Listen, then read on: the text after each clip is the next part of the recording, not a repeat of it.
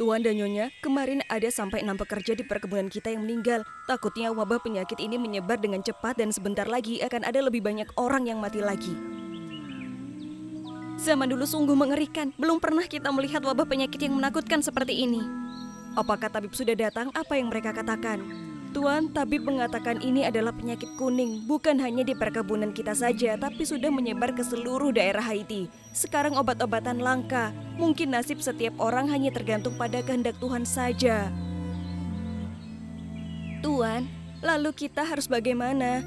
Masa kita hanya bisa melihat semua orang perlahan pergi? Takutnya ini juga akan menular ke keluarga kita. Tuan harus menyuruh para pelayan membakar mayat-mayat dengan cepat. Taburkan kapur bubuk di seluruh perkebunan. Kumpulkan semua orang yang menunjukkan gejala penyakit ke dalam satu ruangan untuk dirawat dan membatasi penyebaran. Baik, Tuan. Saya akan segera melakukannya. Suamiku, mengapa kau meninggalkan aku dan anak kita seperti ini? Bangunlah, istriku. Bagaimana kau tega meninggalkanku sendirian di dunia ini? Kalian mengapa memperlakukan istriku seperti ini? Mengapa tidak membiarkan aku melihat wajahnya untuk terakhir kali?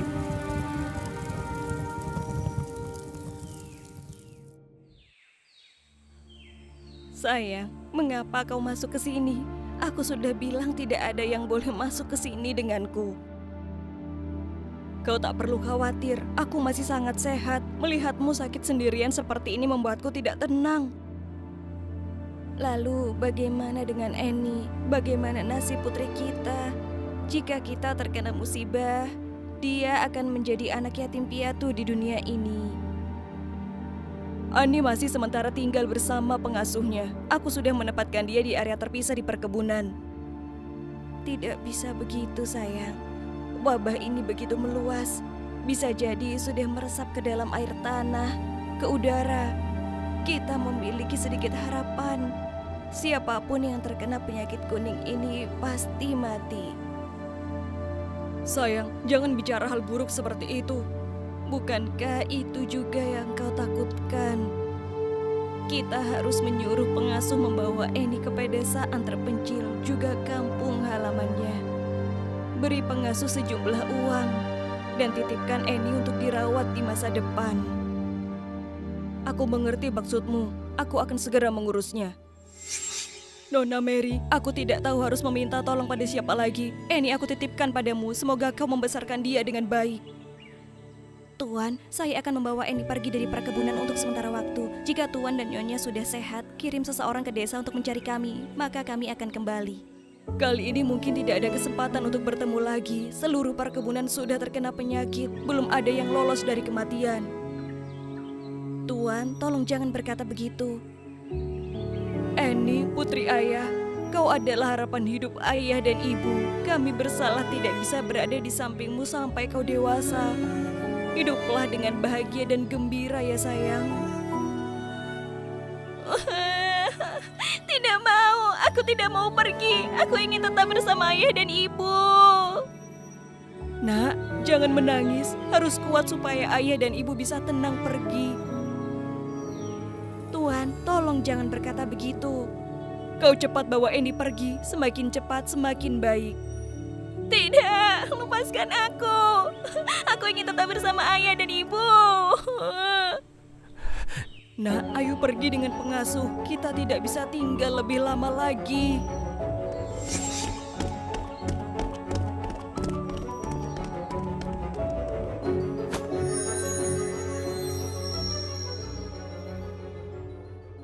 "12 tahun kemudian.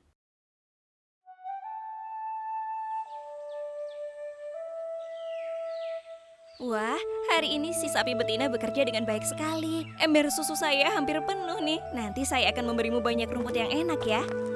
Annie, apakah kamu melihat Nyonya Mary? Kenapa hari ini Bibi tidak melihat beliau? Fu Mary sedang sibuk sedikit saja. Bibi Mei ada urusan apa? Tolong sampaikan bahwa Bibi meminta beliau melakukan upacara syukuran akhir pekan ini ya. Baik, Bibi.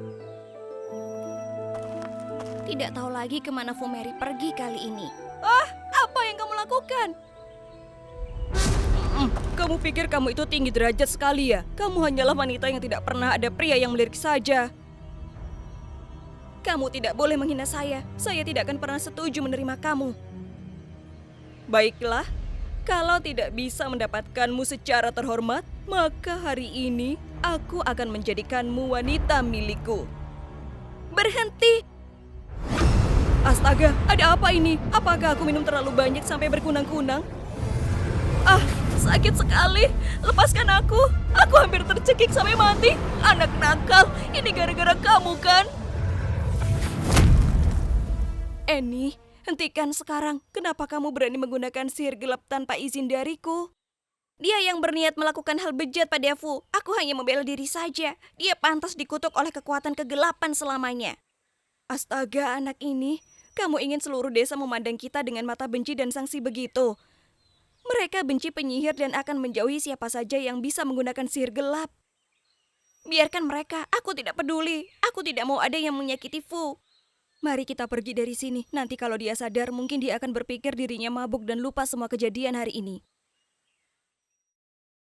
Kekuatan kegelapan memang luar biasa ya, Fu. Sejak kecil, aku sudah mengajarkanmu ilmu sihir dan sihir gelap karena aku pikir kamu sebatang kara di dunia ini. Kamu juga harus bisa melindungi diri, tapi kamu harus berjanji padaku untuk tidak menggunakannya demi menyakiti orang lain. Aku tahu kok, Fu. Fu selalu mengingatkan berulang-ulang saja. Dan jangan biarkan siapapun tahu jati dirimu yang sebenarnya. Para penyihir biasanya tidak memiliki kehidupan yang bahagia, nak. Baik, aku janji dengan Fu, aku tidak akan menggunakan sihir gelap jika tidak benar-benar diperlukan. Fu Mary terlalu baik hati. Kalau tidak, kemarin aku sudah membuat si Peter merasakan sakit yang lebih parah dari mati.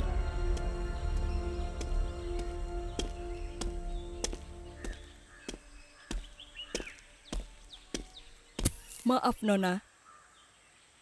Kak, kamu siapa? Maaf karena aku sudah mengganggu. Aku hanya ingin bertanya pada Nona arah ke perkebunan Tuan Patrick.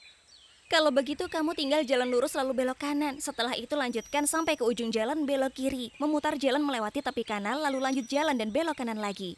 Wah, setelah mendengar petunjukmu aku rasa aku akan tersesat ke dalam labirin. Baiklah, pas sekali aku juga sedang senggang. Biar aku antar kamu ke perkebunan itu. Kalau begitu bagus sekali. Terima kasih, Nona.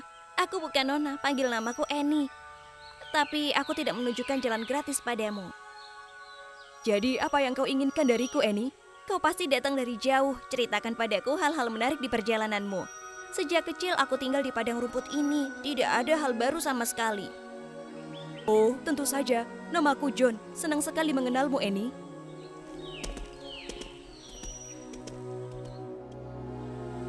Sebaiknya tunggu beberapa waktu lagi, John. Aku takut Fu Mary akan kaget jika bertemu denganmu. Dan kamu sama-sama lajang. Kita saling mengenal, saling mencintai itu tidak salah. Kenapa kau terlihat ragu begitu? Tapi jangan khawatir, aku akan meminta izin kepada Bibi Mary untuk menikahimu. Aku ingin pernikahan ini dilangsungkan secepat mungkin. Apa yang kau katakan? Kau ingin membawa Andy pergi dari Haiti ke Jamaika? Ya, keluarga kami punya perkebunan Rose Hall yang cukup terkenal di sana. Aku ingin merawat dan mencintai Annie seumur hidup. Jika Bibi mengizinkan, aku ingin menjemput Bibi untuk ikut bersama juga. Fu Mary, maafkan aku karena tidak memberitahumu sebelumnya tentang hal ini. Aku juga sering mendengar Annie bercerita banyak tentangmu, John. Kau adalah seorang pengusaha sukses. Aku juga ingin kalian berdua mengenal satu sama lain lebih lama. Tapi jika kau dan Annie sudah memutuskan, aku akan mendukung. Benarkah, Fu? Fu setuju dengan urusan kami? Asal kau bahagia, itu sudah cukup bagiku. Aku sudah menjalankan tanggung jawab kepada orang tuamu yang sudah tiada. Tapi untuk memintaku meninggalkan tempat ini, aku mohon maaf. Aku sudah terbiasa dengan tanah ini. Kalau begitu, biarkan aku menjemput Bibi untuk menghadiri pernikahan kami saja juga tidak apa-apa. Annie hanya punya Bibi. Dia menganggap Bibi tidak berbeda dengan ibu kandungnya. Fu Mary setuju ya? Kalau tidak, siapa yang akan mengantarku ke pernikahan? Terima kasih kalian berdua, aku setuju. Perkebunan Rose Hall, Jamaika.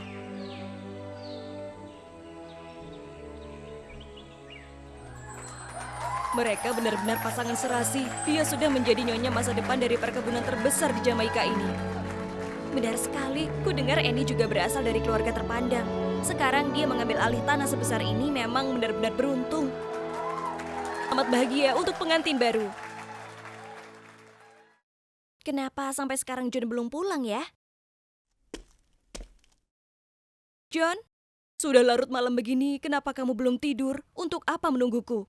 Seminggu ini kamu tidak pernah makan malam bersamaku. Kadang pergi dinas, kadang pergi pagi pulang larut. Apakah kamu tahu betapa bosannya aku sendirian di rumah? Tipikal wanita, kamu tidak tahu bagaimana repotnya mengelola perkebunan pasar. Aku bukan pergi bersenang-senang, tapi kamu terus saja menyalahkan.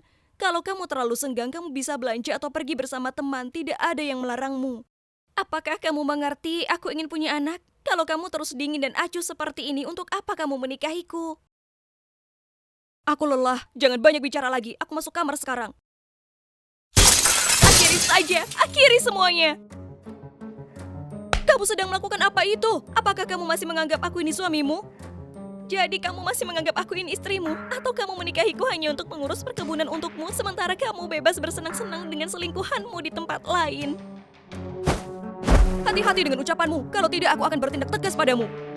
Kamu memperlakukanku seperti ini ya? Setelah menjadi istrimu, aku baru melihat sifat kasar darimu. Setiap kali kamu tidak puas, sedikit saja kamu sudah mengangkat tangan memukul.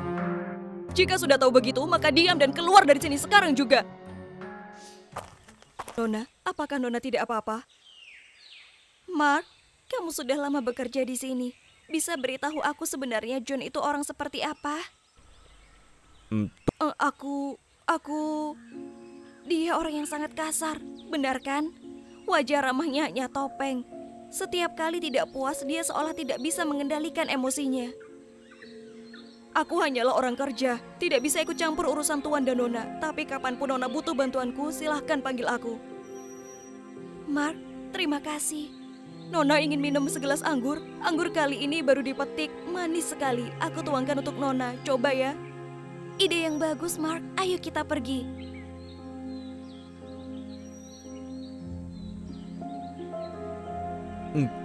Nona? Anggurnya terlalu enak sampai aku agak pusing. Duduk saja, Mark. Sudah lama aku tidak mendapat perhatian atau belayan yang tulus. Nona sangat cantik, selalu cerah dan manis. Nona tidak pantas harus menderita seperti itu. Kamu suka pada aku ya, Mark?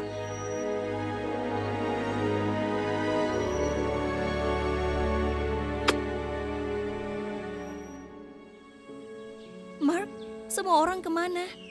Tuan menyuruh mereka pergi memanen anggur di kebun sebelah. Hanya aku yang tinggal menjaga saja. Oh ya, aku punya hadiah ini untuk Nona. Indah sekali. Kamu benar-benar tahu cara memperhatikan orang lain ya, Mark? Aku sudah menduga Nona pasti suka. Bagus, kamu sedang melakukan apa di belakangku itu? Kamu mau apa, John? Kamu selingkuh di belakangku. Sekarang kamu masih mau tanya aku akan melakukan apa padamu? Semua orang di perkebunan sedang berbisik-bisik tentang hubungan dekat Nona dengan budak kulit hitam bernama Mark itu. Kalau begitu hari ini salah satu dari kalian harus mati. Kamu tidak boleh menyakiti Mark. Aku tidak mengizinkan itu terjadi. Diam, perempuan tidak tahu malu. Kamu masih punya hak untuk bicara. Kenapa aku tidak boleh bicara? Saat bahkan sekarang pun kamu tega memukulku. Kamu tahu di tubuhku masih ada berapa luka yang belum sembuh? Hari ini aku tidak akan memaafkanmu. Jadi kamu mau melakukan apa padaku? Ada apa ini? Kamu sedang melakukan apa itu? Tolong, tolong aku. Kamu tuh penyihir ya? Mohon ampuni aku. Aku tidak akan menyakitimu. Kuburlah mayat si pelayan itu. Dan John, bawa dia ke kamar tidur lalu pura-pura dia meninggal mendadak. Hari ini harus kamu bawa sampai mati. Jangan sampai ada yang tahu. Kalau tidak, kamu akan mati. Ya, iya, aku mengerti. Aku akan segera lakukan sesuai perintah Nona. Lihat Nona Ani tampak sangat letih. Tuan John meninggal mendadak, pasti dia sangat terpukul. Benar, sekarang seluruh perkebunan ini bergantung padanya. Semoga dia cepat bangkit kembali. Akhirnya bisa memperdaya mereka. John, jangan salahkan aku. Hanya karena kamu sudah memperlakukanku dengan kejam lebih dulu. Mulai sekarang, seluruh harta milikmu akan menjadi milikku selamanya. Besok kamu datang lagi ya, Mark? Itu juga kehormatan bagi saya, Nona. Seumur hidup saya ingin melayani Nona. Nona? Bawa mayatnya pergi dan diam-diam kubur di bawah pohon palem di belakang gudang. Aku sudah muak padanya. Iya, Nona. Di perkebunan kita ada budak laki-laki bernama Tako. Dia terlihat cukup tampan.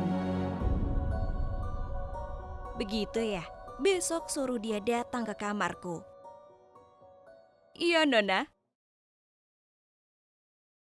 Namanya Tako ya? Iya, Nona. Saat musim panen anggur, perkebunan kekurangan orang, jadi saya datang melamar kerja. Bekerjalah dengan baik, nanti aku akan memberimu hadiah yang besar. Ya, saya akan lebih rajin. Sudah larut, saya mohon izin Nona untuk pulang. Nona tidak apa-apa. Kenapa kamu terus memanggilku Nona begitu? Apakah aku sudah tua sekali? Tidak, Nona masih sangat muda dan cantik. Hari ini aku sangat lelah. Cepat antar aku ke tempat tidur. Aku ingin berbaring sebentar. Iya, biar saya bantu Nona. Tapi aku sudah tidak bisa berjalan lagi. Kaki ini terasa lemas sekali. Tinggallah bersamaku malam ini ya, Tako. Jadi ternyata kamu sudah berselingkuh di belakang kakakku ya? Kakak? Siapa kamu? Aku adalah adik tiri seayah dari John. Kami tidak tumbuh besar bersama. Katakan yang sebenarnya tentang kematian kakakku sekarang juga. Baik, turunkan aku dulu. Kekuatan kegelapan, tenggelamkan orang ini dengan kekuatanmu. Jadi ternyata kamu adalah seorang penyihir ya? Kamu telah membunuh kakakku dengan cara ini. Kamu juga tahu ilmu hitam ya? Baik, hari ini aku akan mengirimmu ke kubur bersama kakakmu. Lihat saja apakah kamu punya kemampuan itu. Mohon ampuni aku. Karena kakakmu memperlakukanku dengan kasar, maka aku terpaksa melakukannya. Aku sudah berada di jalan buntu. Itu bukan alasan bagi seorang penyihir untuk menggunakan ilmu hitam mencelakakan orang. Kamu bukan hanya membunuh kakakku, tapi juga banyak budak yang mati di tanganmu. Kamu berhubungan dengan mereka sampai bosan, lalu mengutuk mereka sampai mati. Lalu, siapa yang memahami kesepian dan tragediku ketika datang ke perkebunan ini? Jika kamu tidak mengampuniku, sampai mati pun aku akan menghantui tempat ini. Aku tidak bisa memaafkan kejahatanmu. Jika kamu masih hidup, akan ada banyak orang yang menjadi korban lagi. Tidak, ampuni aku. Tidak, aku tidak bisa mati. Akhirnya, Tako meletakkan mayatnya ke dalam sebuah peti mati dan memberi tanda salib di atasnya agar arwahnya tidak menghantui tanah ini selamanya. Setelah itu, kisah Ani tersebar di seluruh perkebunan. Orang-orang menyebutnya sebagai penyihir putih dengan penuh ngeri.